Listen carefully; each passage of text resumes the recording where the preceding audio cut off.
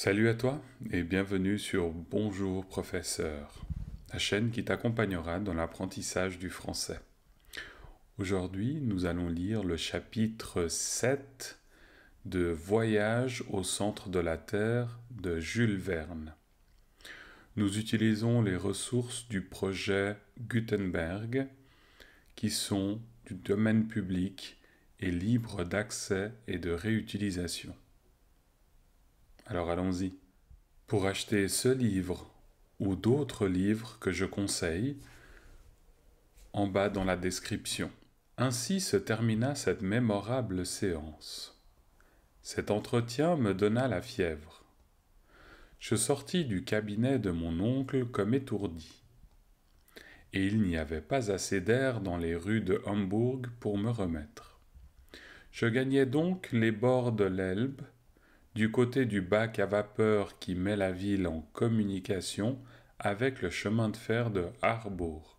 Étais-je convaincu de ce que je venais d'apprendre? N'avais-je pas subi la domination du professeur Lidenbrock? Devais-je prendre au sérieux sa résolution d'aller au centre du massif terrestre? Venais-je d'entendre les spéculations insensées d'un fou ou les déductions scientifiques d'un grand génie? En tout cela, où s'arrêtait la vérité? Où commençait l'erreur? Je flottais entre mille hypothèses contradictoires, sans pouvoir m'accrocher à aucune. Cependant, je me rappelais avoir été convaincu, quoique mon enthousiasme commençât à se modérer, mais j'aurais voulu partir immédiatement et ne pas prendre le temps de la réflexion. Oui, le courage ne m'eût pas manqué pour boucler ma valise en ce moment. Il faut pourtant l'avouer, 1 heure après, cette surexcitation tomba. Mes nerfs se détendirent et des profonds abîmes de la terre, je remontais à sa surface. C'est absurde, m'écriai-je. Cela n'a pas le sens commun. Ce n'est pas une proposition sérieuse à faire à un garçon sensé. Rien de tout cela n'existe. J'ai mal dormi, j'ai fait un mauvais rêve. Cependant, j'ai suivi les bords de l'Elbe et tourné la ville. Après avoir remonté le port, j'étais arrivé à la route d'Altona. Un pressentiment me conduisait, pressentiment justifié, car j'aperçus bientôt ma petite Graüben, qui, de son pied leste, revenait bravement à Hambourg. Graüben, lui criai-je de loin. La jeune fille s'arrêta, un peu troublée, j'imagine, de s'entendre appeler ainsi sur une grande route. En 10 pas, je fus près d'elle. Axel, fit-elle surprise. Ah, tu es venu à ma rencontre. C'est bien cela, monsieur. Mais en me regardant, Graüben ne put se méprendre à mon air inquiet, bouleversé. Qu'as-tu donc? Dit-elle en me tendant la main. Ce que j'ai, Graüben, m'écriai-je. En 2 secondes et en 3 phrases, ma jolie Virlandaise était au courant de la situation. Pendant quelques instants, elle garda le silence. Son cœur palpitait-il à l'égal du mien? Je l'ignore, mais sa main ne tremblait pas dans la mienne.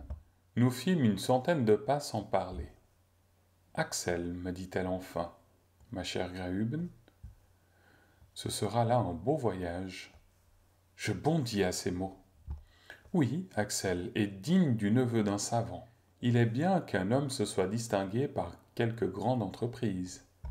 Quoi, Graüben, tu ne me détournes pas de tenter une pareille expédition? Non, cher Axel, et ton oncle et toi, je vous accompagnerai volontiers si une pauvre fille ne devrait être un embarras pour vous. Dis-tu vrai? Je dis vrai.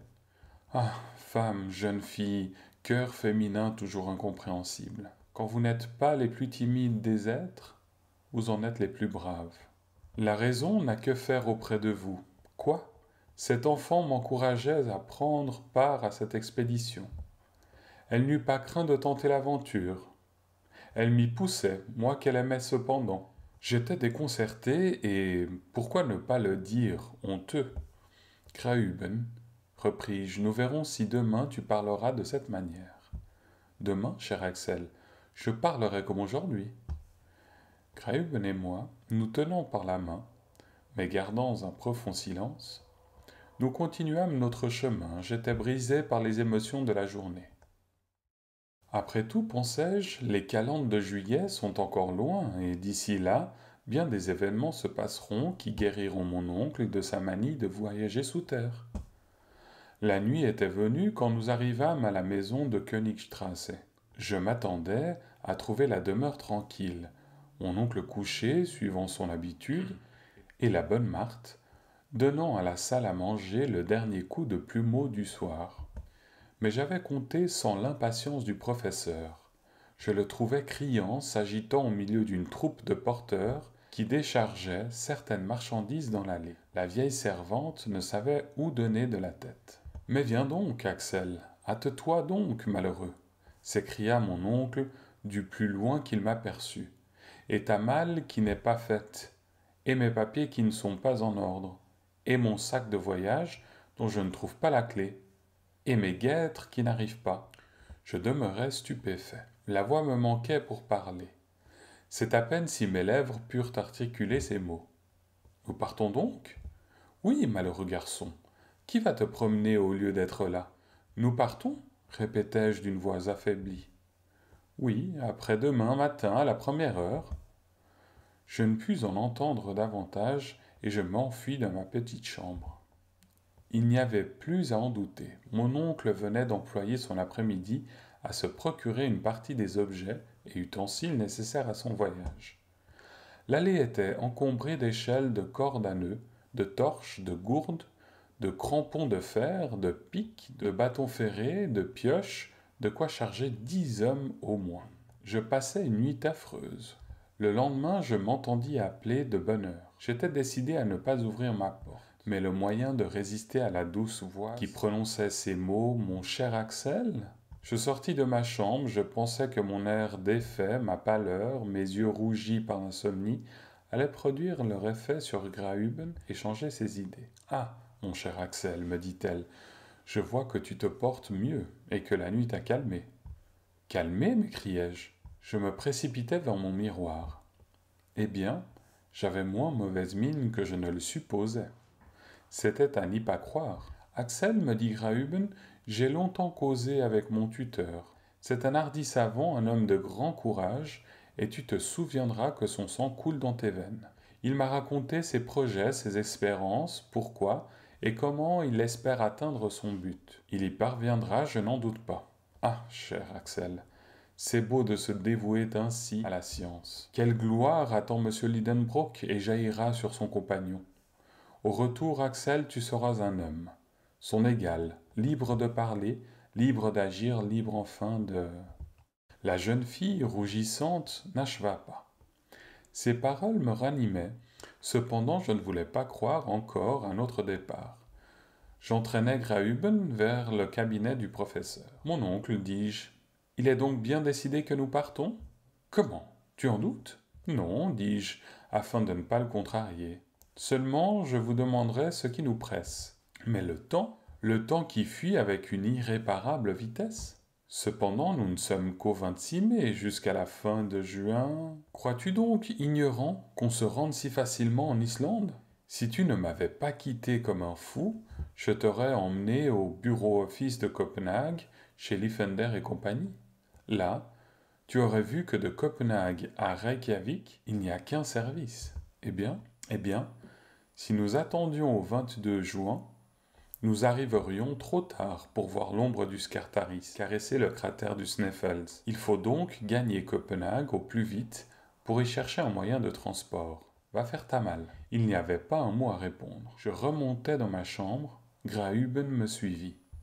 Ce fut elle qui se chargea de mettre en ordre dans une petite valise les objets nécessaires à mon voyage. Elle n'était pas plus émue que s'il se fût agi d'une promenade à Lübeck ou à Heligoland. Ses petites mains allaient et venaient sans précipitation. Elle causait avec calme. Elle me donnait les raisons les plus sensées en faveur de notre expédition. Elle m'enchantait, et je me sentais une grosse colère contre elle. Quelquefois je voulais m'emporter, mais elle n'y prenait garde, et continuait méthodiquement sa tranquille besogne. Enfin, la dernière courroie de la valise fut bouclée. Je descendis au rez-de-chaussée. Pendant cette journée, les fournisseurs d'instruments de physique, d'armes, d'appareils électriques s'étaient multipliés. La bonne Marthe en perdait la tête. « Est-ce que monsieur est fou ?» me dit-elle. Je fis un signe affirmatif. « Et il vous emmène avec lui ?» Même affirmation. « Où cela ?» dit-elle. J'indiquai du doigt le centre de la terre. « À la cave ?» s'écria la vieille servante. « Non, dis-je enfin plus bas. Le soir arriva. Je n'avais plus conscience du temps écoulé. « À demain matin, dit mon oncle, nous partons à 6 heures précises. » À 10 heures, je tombais sur mon lit comme une masse inerte. Pendant la nuit, mes terreurs me reprirent. Je la passais à rêver de gouffres. J'étais en proie au délire. Je me sentais étreint par la main vigoureuse du professeur, entraîné, abîmé, enlisé. Je tombais au fond d'insondables précipices avec cette vitesse croissante des corps abandonnés dans l'espace. Ma vie n'était plus qu'une chute interminable. Je me réveillais à 5 heures, brisé de fatigue et d'émotion. Je descendis à la salle à manger. Mon oncle était à table, il dévorait. Je le regardais avec un sentiment d'horreur, mais Graüben était là. Je ne dis rien, je ne pus manger. À 5h30, un roulement se fit entendre dans la rue. Une large voiture arrivait pour nous conduire au chemin de fer d'Altona. Elle fut bientôt encombrée des colis de mon oncle. « Et ta malle, me dit-il ? » ?»« Elle est prête, répondis-je en défaillant. Dépêche-toi donc de la descendre, ou tu vas nous faire manquer le train. Lutter contre ma destinée me parut alors impossible. Je remontai dans ma chambre et laissant glisser ma valise sur les marches de l'escalier, je m'élançai à sa suite. En ce moment, mon oncle remettait solennellement entre les mains de Graüben les rênes de sa maison. Ma jolie Virlandaise conservait son calme habituel.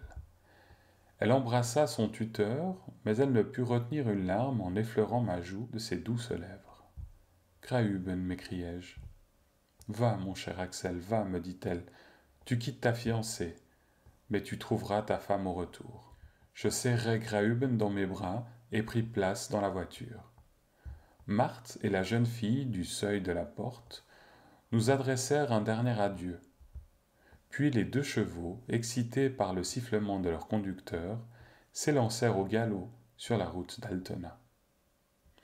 Voilà, c'était la lecture du chapitre 7 de Voyage au centre de la Terre.